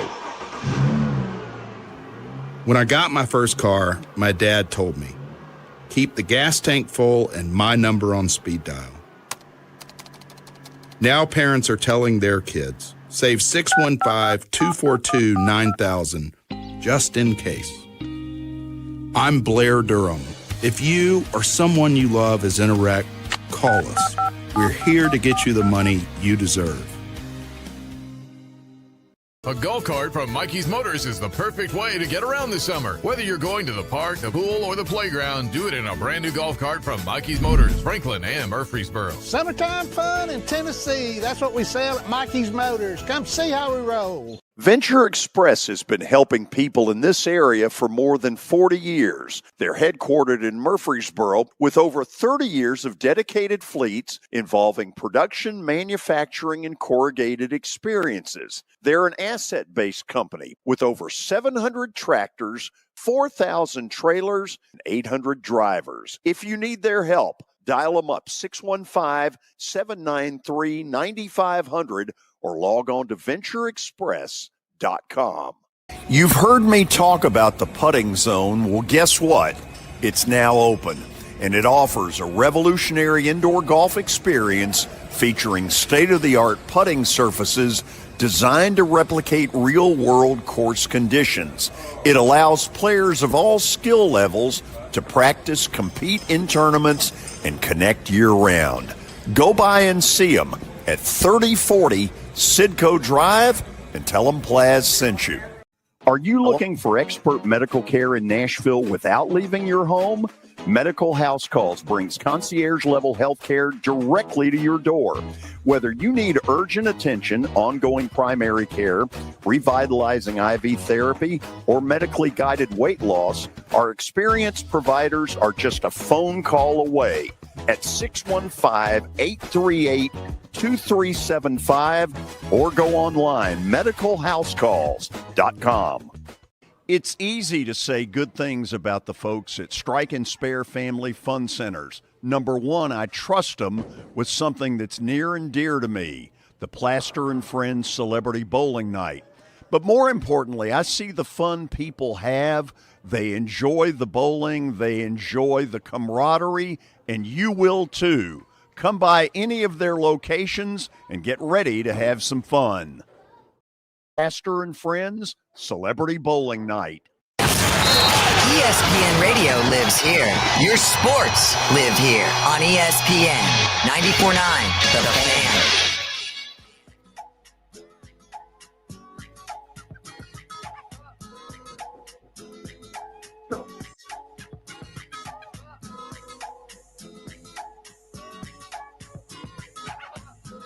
Okay, we are back. Oh, this is a pretty picture. Wow. Have we do we need to do a little adjusting here? I think that means get you into the picture. And Kelly, what are we doing here? I don't know, Dale. It's shocking to me that you're still friends with this guy. Shocking. I'm a little closer to comfort, a little too close. Hold on. I don't think your mic's on, but I'm sure you'll have a smart aleck answer. Go ahead. He's going to have me share his mic now, so I'm close enough that we could actually. But yeah, this is a little snug here, George. Yeah, if you're lucky, I'll give you a cold. That's right. So tomorrow begins 3 days of the actual last-minute toy store. Dale Roble is the pastor at Highland Park Church over next door to Channel 4, just off of White Bridge Road. This thing kind of got dumped in your lap years ago, and because it's not easy. Talk about why you made the decision to go forward with it. As I've said many times, I just hated to see it come to an end. Basically, through gentrification, the place that we formerly met was closing. And so it was kind of just flapping in the wind, and just decided that we didn't need to let something like this die. A lot of people in the community said the same thing. And here we are. It's been a labor of love and with an emphasis on the word labor. And like right now, I'm pretty tired. I've been going all day long. I mean, this Christmas thing is a lot, like it's parents out there, I mean, not that Santa Claus doesn't do all the work, but, the night or so before Christmas can be a little bit on parents too. And the week or so before Christmas can be a lot. But it's a labor of love. We have about 8,600 kids signed up right now, and they're waiting on us, and we're about ready to deliver. And it's a pretty amazing thing to me. And just left the toy store a few minutes ago, and it's truly a miracle every year how this thing works. I really can't quite wrap my head around it. When you say 8,600 kids, that's essentially somewhere around 3,000 families that will be helped at Christmas so that those 8,600 kids actually have something. Yeah, I mean, it'll be about that. Now, the 8,600 that sign up, we vet. So of those 8,600 at the moment, we're going through, see how many of them have been helped from Nashville's other charities, because you can't double dip. So Last Minute Toy Store means we are the last chance for people who have not received help from Middle Tennessee's other charities, like Salvation Army and Angel Tree and all that. We get their list, we cross-reference. And then the parents also have to show proof of need. So we're not just free toys for, somebody out there that's, wealthy and just wants something for free. This is truly, you have to show proof of need, whether you're on government assistance, whether you have a pink slip, or bring a W-2, because we have a lot of working poor in our community. So by the time the vetting's done, we'll probably be somewhere in the 7,000 plus range on children that we'll be helping this year, which is still an amazing thing. And clearly it takes a lot of toys. We have about 1,300 volunteers that make all of this happen. Everybody's a volunteer. I'm a volunteer. George, you're a volunteer, but you and Kelly are very highly paid volunteers from what you tell me. Is that true? And, but by the way, let's knock Kelly off this picture. Let's get a nice picture of the two of us. That was really fun to tell Kelly to get lost for just a second. Yeah, get that logo in. So, Parker, let's show some pictures of what this looked like a year ago when we broadcast live. So, what in the world? That is it. So that is, you are sitting at your desk right there, and you're looking. It looks like I'm standing right in the middle with our head of security there, but our shoppers are going to work right there and shopping in the store. Well, there they are again, and you can see it's a warehouse. It goes through 3 or 4 different rooms that are huge basketball stadium size rooms or basketball gym size rooms. This is where the toys are given. The registration happens in a room before. This is, that's your friend Lynn there. Yes. Your personal shopping. Yes. Yes. And she can help you with your wardrobe as well, George. And I know you like some of this classic look. Yeah. But she can help you. But, we went in there and y'all were having a ball buying out literally the store. So you do your celebrity bowling event, and you have raised an enormous amount of money over the years. And I know I've had Lynn in touch with you. You haven't had a chance to get together with her though, but she's been literally shopping all day long. Yeah. And it's not an easy thing to go out and buy, as many gifts as what we need to make this happen. But you, people that listen to this show, your sponsors, the people that sponsor the bowling event, it's truly, we're very, very thankful. And it's the first one I've ever had to miss because I was out of the country. But, it's a blessing. And I think you were able to give us the most money you've ever given us. So, yeah, how about that? How about that? How about that? High five, knuckles. So, what do you, at this point, how many volunteers per day do you need? And would you be so desperate as to need Kelly? Yes. We always need Kelly. Now look into the camera. Kelly, and say that you're on my VIP list, not just on my list. You're on my VIP list, and if you ain't VIP, you ain't me. Okay, and I'm going to put Kelly Holcomb on the list, and you will be able to come in and volunteer at any time. But we're short about 50 volunteers for tomorrow, which is Thursday and Friday, and we are really needing some people to do that. What the volunteers will be doing for this particular, what we're short on, is helping our guests pick out bikes. And we have an unbelievable amount of bikes they would be helping them pick out sporting goods. Wilson Sporting Goods, Amerisports is a tremendous sponsor of us. And as you know, we have literally semis full of sports and sporting good items, and you'd be helping them pick those out, along with books and a lot of other items that we have that we will be giving away at the toy store. So yeah, we need about 50 volunteers or so for 2 days, but it takes about 300 plus Thursday, Friday, and Saturday. They volunteer from 8:30 in the morning till 4 in the afternoon. It includes catered lunch. Steve Ford, which is amazing. Steve Ford and Riley Green provide all of that, and it is outstanding. Steve and Riley have been friends of the toy store for many, many years, and they do it for free. We don't pay them, and we've had a lot of people feeding everybody every single day this week, and so it's a labor of love. So if you want to come out and you want to donate toys, or you want to come and see where the toys go, the George Plaster Celebrity Bowling Tournament, the thing is, though, it buys a lot of toys, but where else can you go, donate a toy, and then come and volunteer and actually see that toy land in someone's hands? You see the sights, you smell the smells. We don't always realize there's poverty and it's real, but when you see it in one location and you're actually working with those people and you're giving them things, maybe they're brand new toys, but things that your kids may say, oh, that's not good enough. And they're crying and they're thrilled that they're having a Christmas. It's bigger than just what we're doing here. We're providing for these children something that just can't be given away, and we're giving them that somebody cares, and you're not alone in this thing called life. And we're just not trying to give people a handout. We're trying to give them a hand up. Okay, so you need volunteers tomorrow and Friday. Okay, somebody's listening to this saying, I'd like to do that. Yes. That would really be cool. What do they need to do between now and tomorrow morning? Go to lastminutetoystore.com, click on volunteer, and a little sign up genius will come up, and you can click on there and you can volunteer. Keep in mind, I'm not paid. None of our volunteers, none of our leaders in all of this, no one is paid.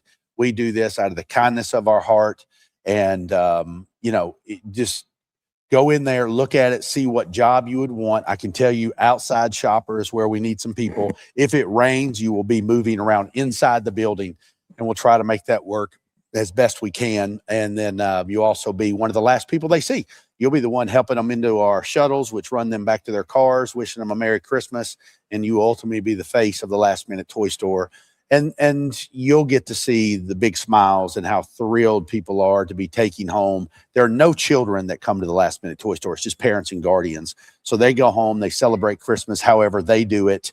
But you'll be seeing a lot of people whose Christmases have been made. And we see it every single year. A lot of them write us notes, cards. I usually read a lot of those. And it's just really, really powerful to hear the stories about how this gave their children a Christmas where they otherwise would not have had one. So go to lastminutetoystore.com, click on volunteer, and you can sign up. And if you feel led to bring toys by or donate, we have a drive-through where you don't have to get out of your car. You can pop your trunk. We can pull them out. We have people all day long today renting U-Hauls and bringing truckloads of stuff in. And that's what we do, and that's how it happens. And George, I can't explain it fully, and I really don't know how this happens. Yeah. I mean, George, in November, just UPS pulls up, like they do at your house. And normally you hear, hey, I got a package. And like, hey, do you got something? He's just in November, early November. We haven't advertised nothing. The whole truck, I'm just like, what? And here it comes, and this has always been the thing. Today, we had realtors coming by, John French. We had people from Compass bringing by truckloads of stuff. John Chris, comedian, called and said, I want to go buy 150, 200 bikes, and goes to Academy. Wow. And if you shop at Academy Sports in Smyrna and you want a bike for your child, you may not get one. You may not get one. He bought them all, and, it's kind of what we get. And we have so many different people, literally thousands of people do this kind of thing. And I don't know why. I think it's a God thing. I know it's a God thing. And that's the only way I can really explain it. So, Kelly, you're listening to this, and you know that this is something that, for me, it's the most amazing charity scenario that I ever see. It really has gotten to me over the years. What do you got for Dale? I just want to know when this, because you just said November that UPS. When do you guys start this process with receiving toys? When do you start that? Like, when do you start all the volunteers coming in? Is it a year round thing? It can't be a year round thing, correct? Correct.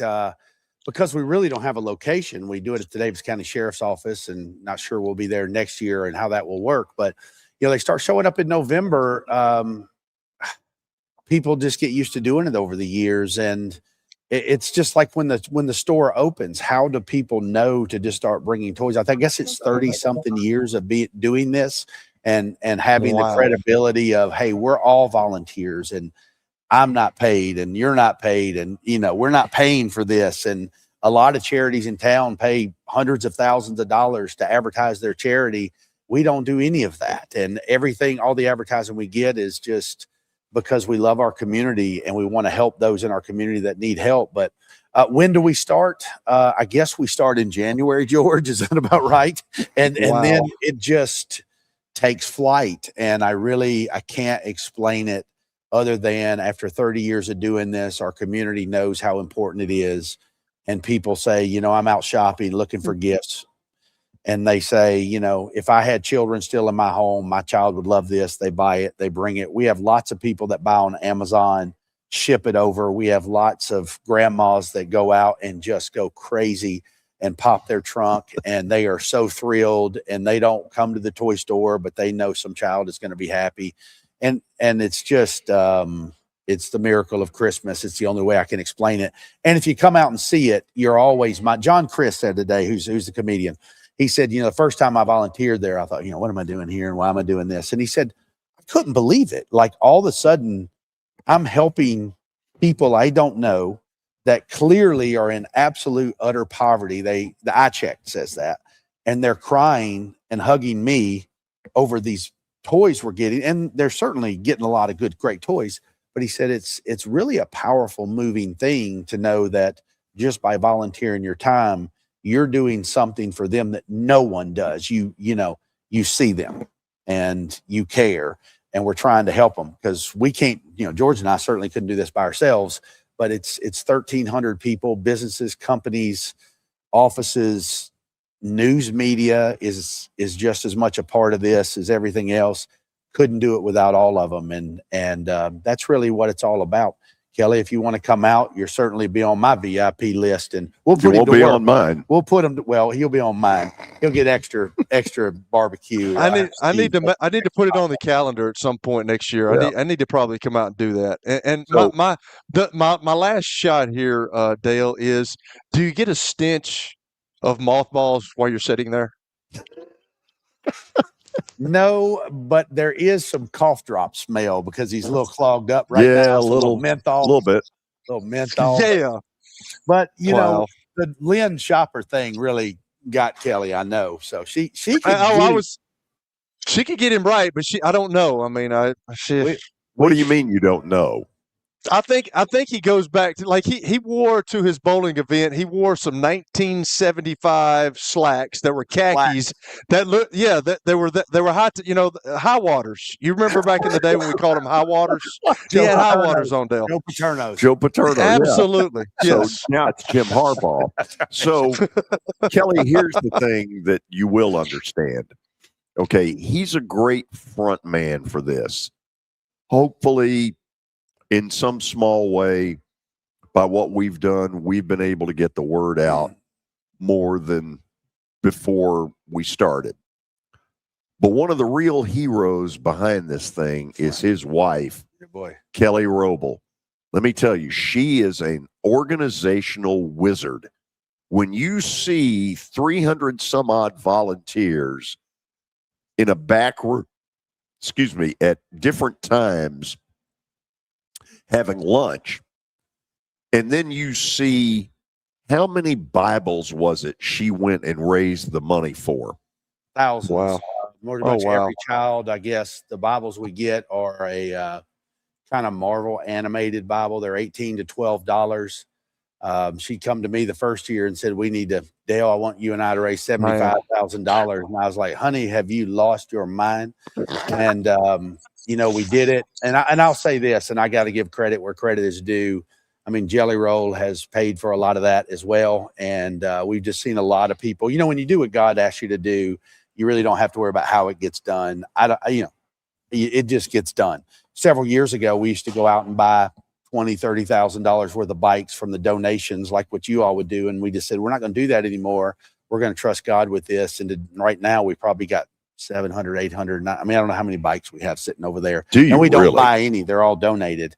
And, and how do you explain this kind of thing? I really don't know. Is this the highest number of bikes you've ever had? For sure. Wow. I remember 10 years ago sitting over there with Pastor Paul and saying, man, we got 13 bikes and we start tomorrow. You know what I'm saying? And it's just 700 at least, and they're just pouring in and we serve a lot of children. A lot of people want bikes. A lot of people don't want bikes. A lot of parents don't want their kids to have bikes. And, but the other side of it is we're trying to get as much as we can. And, we give away what comes in. And if we don't have it, we don't give it away, and it's every year we have enough and overflowing, which is pretty crazy.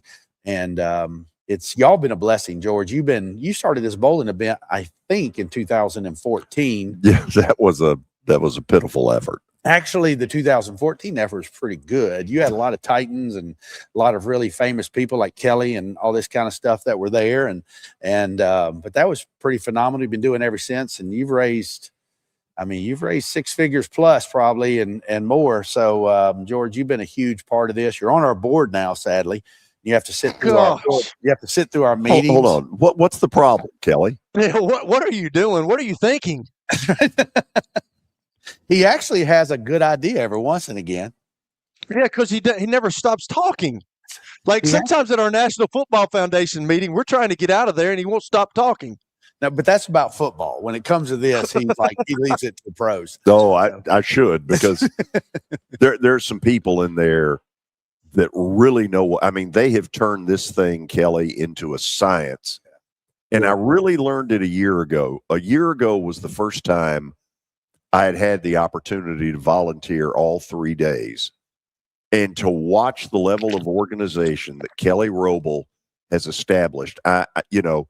When it looks like there are toys that are about to run out, and all of a sudden, boom, that group that's because your son's in the middle of that and brings that big old forklift in, and 2 minutes later, boom, there it is. It is a well-run machine, but he brought it up a couple of minutes ago. We're about 50 volunteers short both Thursday and Friday.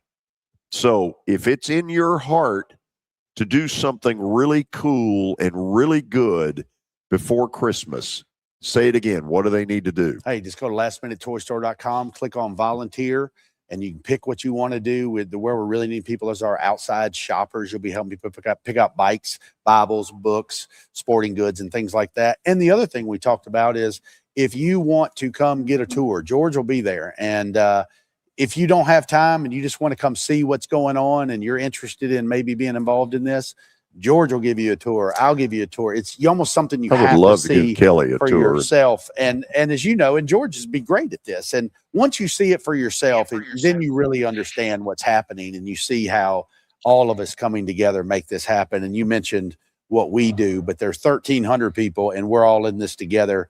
And what you all do here and is just as important as what we do, because it's a community, it's a Nashville thing.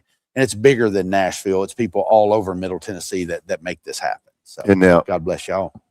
Try this one, because he's going to take a rip on this. Kelly, a lot of the bowling shirts that you have mocked and made fun of will be given away over this 3-day period. Because you can't give them away anywhere else, George. Kelly, that's not the spirit to this. See, that's what's wrong about you. I will say this. If he comes for a tour, I'll put him in jail. It's not that far away. I will direct it's very close. The sheriff's office. You're feet from it. To put him under house arrest. This is a cool deal. Yes. Another of the things that is really cool about this, and I know we're running out of time, but it's to watch the sheriff's department people get into this, because they clearly have taken ownership of a lot in this. Oh, there's no way to thank Sheriff Hall, Chief Raines, Melinda McDowell, who does all of our registration and online. It's a massive undertaking. I just think of all the people that work there and their staff that, they've really been saving Christmas here for 10 years. And, we are blessed in Davidson County to have a sheriff and sheriff's department like we have in Davidson County that is so loving and caring. Sheriff Hall is world class, and he's just the best of the best. And, he helped take this to a new level. He really did. And everybody calls him Sheriff Hall. I call him Sheriff Christmas, but he really did save Christmas for us and thousands of people. And he's a blessing to our Nashville community. I'll say that. I will tell you this. Number one, I am fired up for the next 3 days, because it leaves you with the best feeling during the Christmas season of anything you could humanly do. If you decide to volunteer either tomorrow or Friday, look me up and let me know it, because it'll make me feel good that somebody out there is getting the message and it's getting through. And stop by, and if you come in and you just have an hour or 30 minutes or whatever, Debbie will work the front desk along with all our volunteers and Bonita, and just say, hey, you want a tour?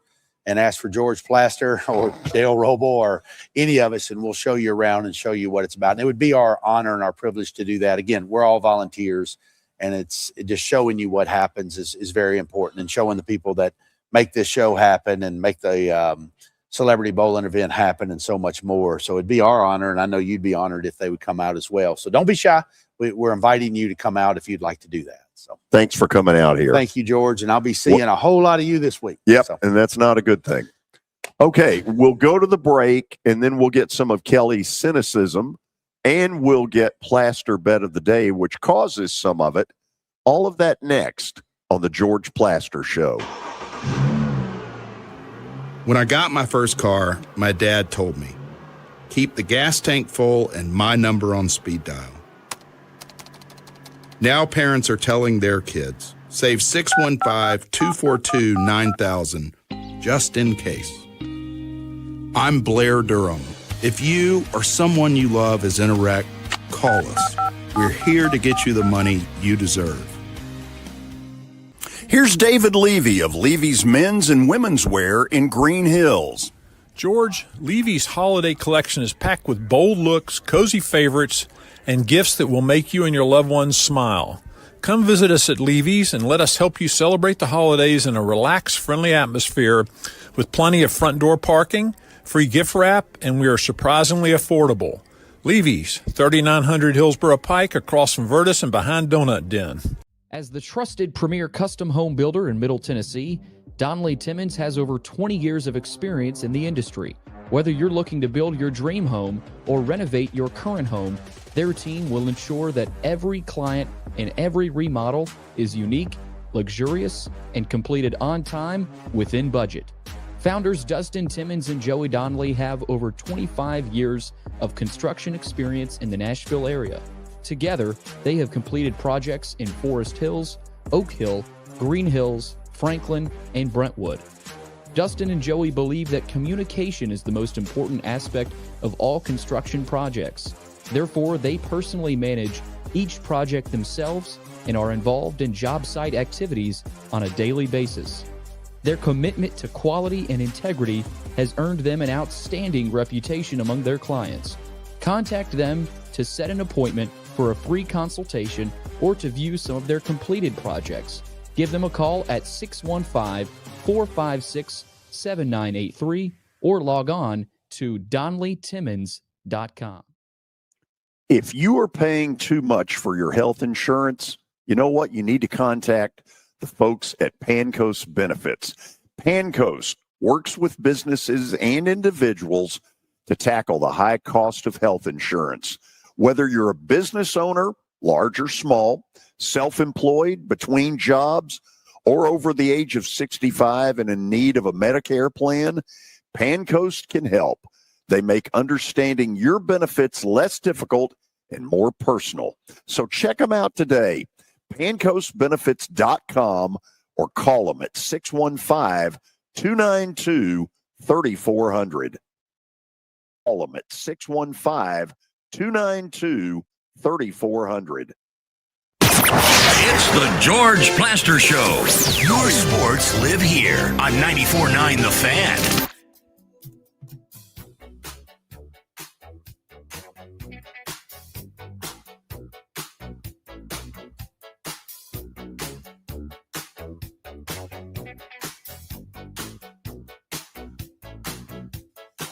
So we're trying to get ourselves organized here.